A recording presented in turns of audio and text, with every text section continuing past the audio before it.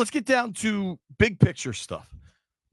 Yes, it's a lot of travel early. At Tampa, at Cincy, at Arizona.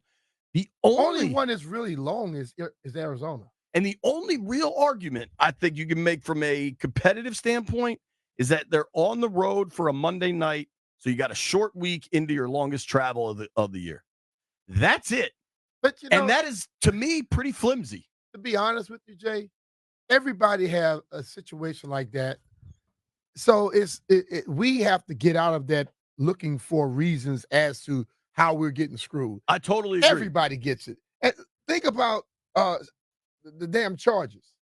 They're gonna be flying all over the damn place. The Seahawks. Yeah. When we flew out there last year, Seahawks that is far. They go to play in LA and they flying as far as we go anywhere. Seattle, Arizona is a division game. Yes. So I mean, the thing of it is we had developed a mindset of always thinking we're being screwed or messed on because we were not damn good as a franchise. Right.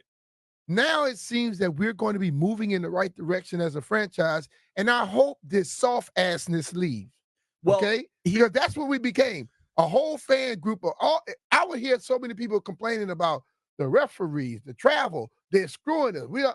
Dude, everything is not going against you. I agree, and when everything seems to go wrong all the time, odds are it's more related to the team than all the it takes a serious confluence of factors. Common denominator is where the problems normally come from. There was a common denominator from 2000 to 2023. Hell yeah. And he's gone. And they set a tone that was very mediocre and was very, very meager. And they always tried to make it seem like everybody was against them. Agreed. Now, here's why I definitely don't want to hear any schedule complaints. Period. Hmm? So they play the Cardinals 9/29. They'll get back. That's a 4:00 start on the East Coast, so that's a 2:00 start out there. That plane lands at Dulles 2:00, 5:00, 6:00. That plane lands at Dulles probably before midnight. Don't you think? Which one?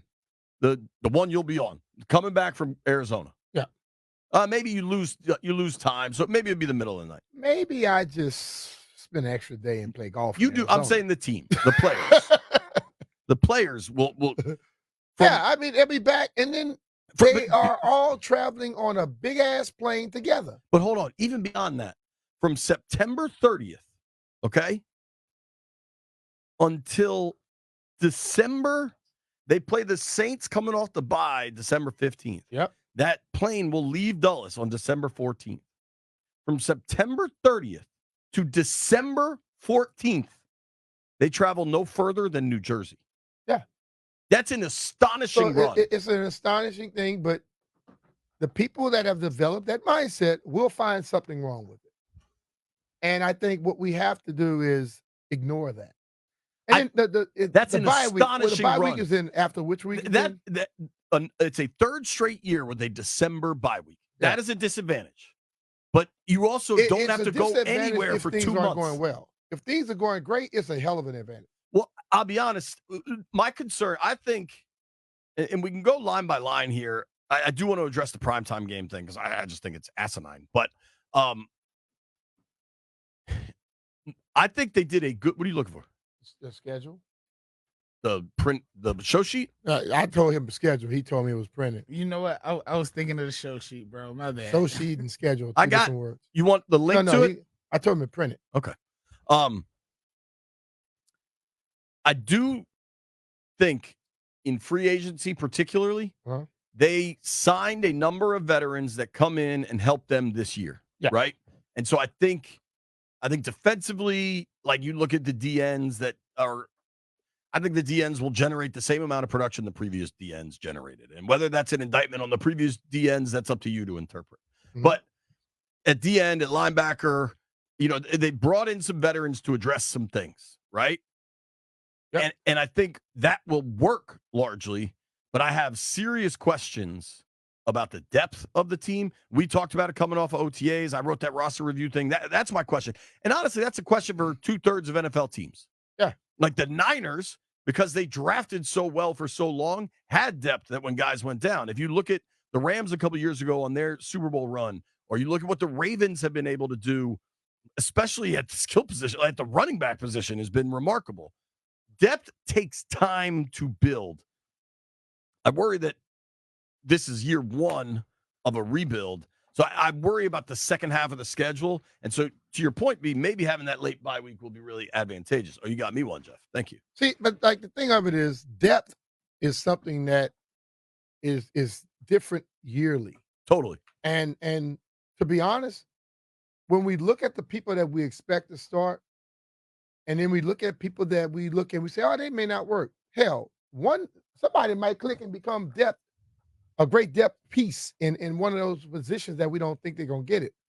So that's the ultimate thing where you have to worry. And then I think when you start looking at a season, you ever notice when you're doing something and you're jogging, you're lifting weights, and you're having a great day, seem successful, you don't feel much pain, do you? When things seem to start off wrong, everything you do bothers you. In a football season, when things are going well, the depth seems like you got it because everything seems to be clicking. If you're screwing up, then you go, oh, man, I can't wait for that bye week to come. But if I'm sitting in 9 games that played, we have 7 wins, I'm not looking for a bye week, because I don't want to stop the flow we have. But what about the guys that get a bye week early and then they got to finish the season out on a 10, 11 games a season? And this is worth pointing out, I think, and it's something really smart the NFL has done. And I wonder if, in an effort to get to the 18, they'll kind of start calling it a pre-season bye week. The NFL used to have camp go all the way through Labor Day, and the first cuts were Sunday night or Monday of Labor Day weekend.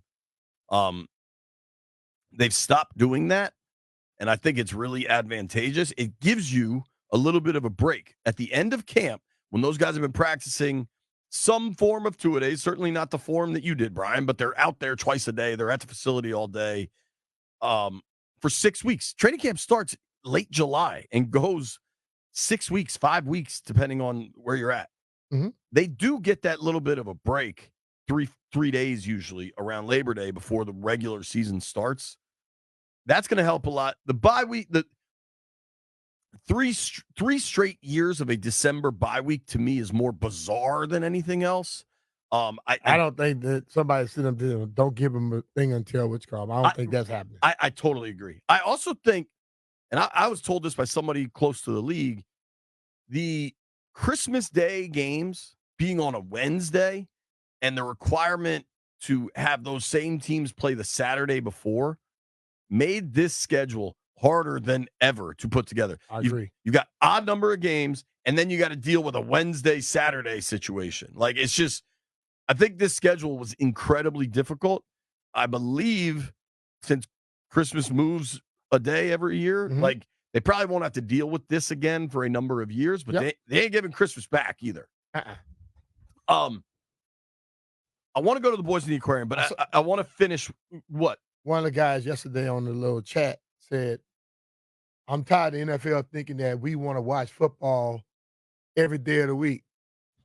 And it took everything in my power not to text him back. Hit him back and say, dude, stop speaking for everybody. You may think that way, because if a football game comes on, we turn that SOB on. Straight up. Yeah, you remember when the Commanders played, or the football team played on a Tuesday, and it was awesome? Yes. That was great. Don't care. It was awesome. It was like Tuesday at 5 o'clock. It is that sport that we look at, like, you wait all week for that one game. And that's why it's more of a destination type thing than having 4 games in a damn week. I mean, one thing that is interesting, pull up the Monday Night Football schedule. I do think their primetime game is a doubleheader game. The first game? No. The Monday Nighter. Is that right, Landfill? Yeah, I don't remember what the other game was, but I believe it is too. I assume they're the early one, right? So week 3, when they go to Cincinnati, is a doubleheader Monday Night Football. Mm-hmm. And so the haters out there will say that they screwed Washington there because Jags-Bills starts at 7:30 on ESPN. Commanders-Bengals starts at 8:15 on ABC. So it's not like a true national primetime game. Jags, Bills is going to have their people, but I'm going to tell you, the people that like the Bengals and like the Commanders are going to be watching that game. And if they happen to start playing better or that game is going better, people are going to click off the other game if it's not going well. If it's almost a blowout going on with Jacksonville, they're going to turn it off and go to the other game. Here's what I have to say to the prime time people. Brian, can you remind me, just in case I'm not that I'm not a math guy. Can you remind me what Washington's record was last year? 4-13. 4-13. Landfill, is that good? No, that's bad. That's bad. Thank you.